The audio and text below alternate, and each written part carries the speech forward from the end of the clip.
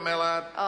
Thank you, Mr Chairman. And the first thing I'd like to do, Mr Chairman, is to refer the Minister and the Chair to page 9 of the regulatory impact statement, paragraph 44, where it says there's no ability to consult after the legislation has been put through because the legislation needs to be in place before November 2014 in order to have sufficient time for the inland revenue systems, processes and guidelines to be finalised. Now, Mr Speaker, I'm not saying we should keep this urgency going until November, but what I would like to ask the Minister is, why are we considering this under such shortened time frames? Why has not the whole bill, but why has this particular part of the bill not been sent to a select committee for proper examination? Because the paper that he has supplied to us tells us that this particular part of the bill is not urgent. It is not urgent. It could wait until November. Mr Speaker, being realistic about elections and things, it could wait until July to go through this Parliament. And what I want to know from any national speaker who is prepared to get on their hind legs is why they are pushing this through when their own officials have told them, that this is not urgent legislation. The next point that I'd like to ask is to jump way further into the regulatory impact statement and to ask the Minister about the relative options that are set out in paragraph 45 in the conclusions and recommendations. And what, well, I don't know if the Minister knows, but what we do know is that the Cabinet and officials work their way through a set of options in this particular area.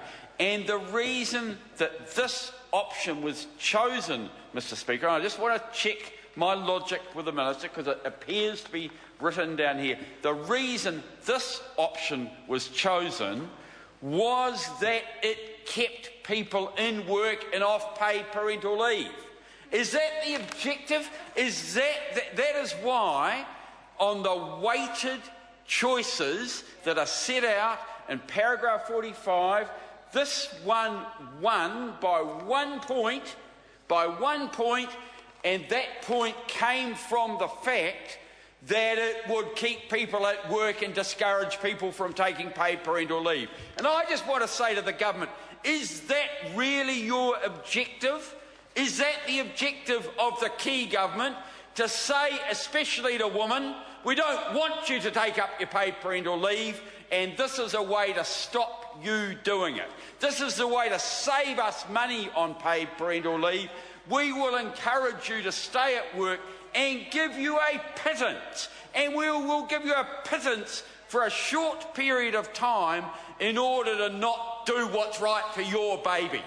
And, Mr Speaker, I just want to say, what sort of ethical basis are we working on?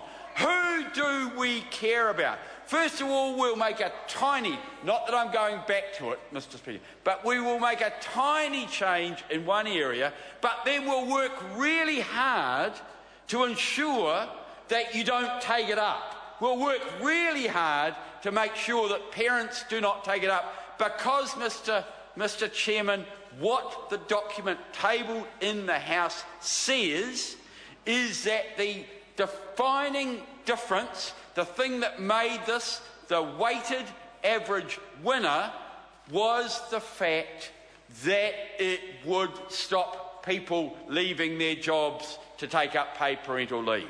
And I just say to members opposite, do they read this stuff? Do they read? Do they care? Does the backbench ever hold their ministers to account for the ethics of the government?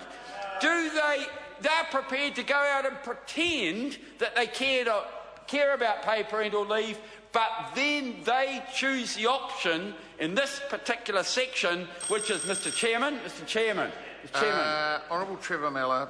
Mr Chairman, and then they take the section in this particular part of the legislation which is designed to minimise, and only one on the options presented to the Cabinet, only one because it was the option that most kept people away from paid parental leave. So they're designed to save themselves some money in the longer term, to destroy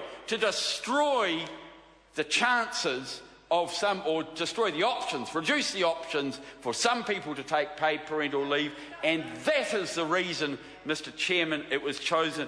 And I just want to say that that is something which is absolutely disgraceful. And Mr Chairman, I now, moving back to the paragraph which I referred to before, we now know why they didn't want to send it to the Select Committee.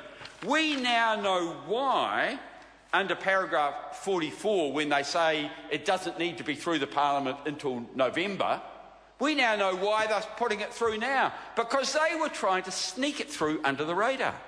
They were trying to put it through this Parliament. They were trying to put it through this Parliament without us realising what they were actually doing. And I just say in New Zealand, which has a long-term tradition of being transparent in its legislation and being clear and open and obvious for the reasons why we are doing things, to take this sort of approach, this sort of sneaky approach, in the hope that all members of Parliament are like National Party backbenchers and don't read the documentation which is tabled in the House. They were hoping that we wouldn't read it as well. And, Mr Chairman, and what we do know is that we do look at it. Mr Chairman, the next thing, and I don't often disagree with officials in their regulatory impact reports, but the next thing I'd like to refer to is paragraph 45, the targeting criteria target lower and middle income families. Mr Speaker, this option comes up top in that particular area. Well, Mr Chairman, it doesn't. It is not the best option for targeting lower and middle income families. And the reason it comes top here is because the option of targeting those who are really low income families was excluded earlier in the paper. And I just want to say to officials, not those in the House, of course, I wouldn't address them, but the officials who are responsible for this regulatory impact statement, giving this a 4, rating it at the top of the targeting to lower and middle income families is just bollocks. It is wrong.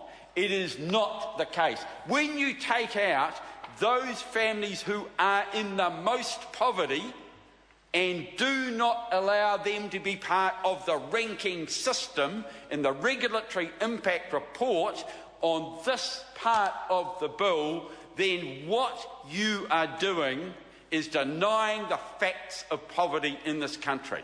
And it might be fashionable, and it might be, I don't think it's acceptable for John Key to mess around with the facts when he is answering questions in this House, but it is absolutely unacceptable for the public service of New Zealand to become so politicised that the regulatory impact reports do not tell the truth.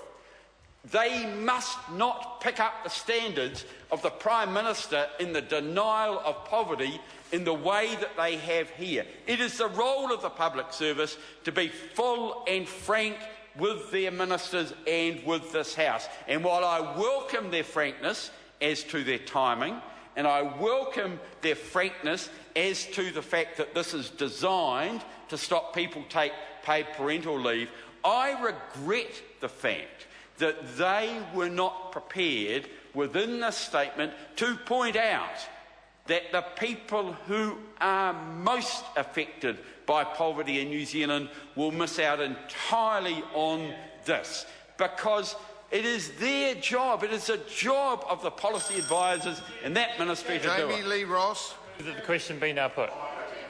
Dr. Rajan Prasad. Thank you, Mr. Chairman. Pleased to take a call on part 2 of the bill, and really start from the position where